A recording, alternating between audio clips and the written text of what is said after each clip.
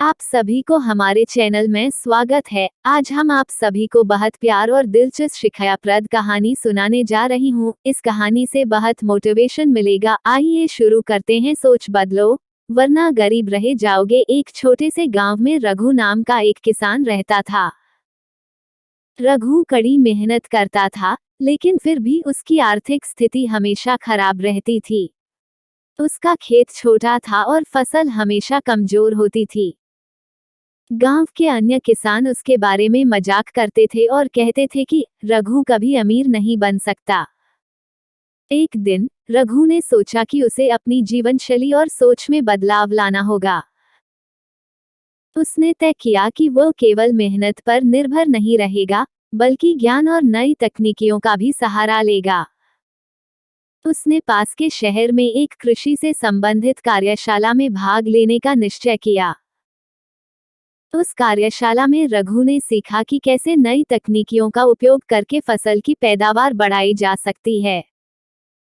उसने यह भी जाना कि किस तरीके से मिट्टी की गुणवत्ता को बेहतर बनाया जा सकता है। वापस गांव लौटकर उसने अपनी पुरानी सोच को छोड़ दिया और नई तकनीकों का उपयोग करने का निर्णय लिया। रघु ने अपने खेत में वैज्ञानिक खेती शुरू की। उसने नई बीजों का प्रयोग किया और अपनी फसल की देखभाल में ध्यान दिया।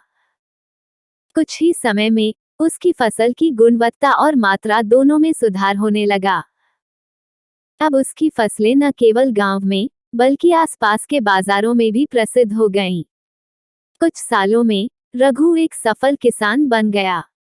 उसकी मेहनत, नई सोच और ज्ञान ने उसे अप्रत्याशित सफलता दिलाई। अब वह न केवल खुद के लिए, बल्कि अपने गांव के अन्य किसानों के लिए भी एक प्रेरणा बन गया। उसने अपने अनुभवों को अन्य किसानों के साथ साझा किया और उन्हें भी नई सोच अपनाने के लिए प्रोत्साहित किया। रघु ने साबित कर दिया कि अगर सोच बदली जाए, तो आर्थिक स्थिति भी बदल सकती है। सीख: सफलता के लिए केवल मेहनत ही नहीं, बल्कि सही सोच और ज्ञान की भी होती है। अपने दृष्टिकोण को बदलें और नकारात्मकता को छोड़कर सकारात्मकता की ओर बढ़ें।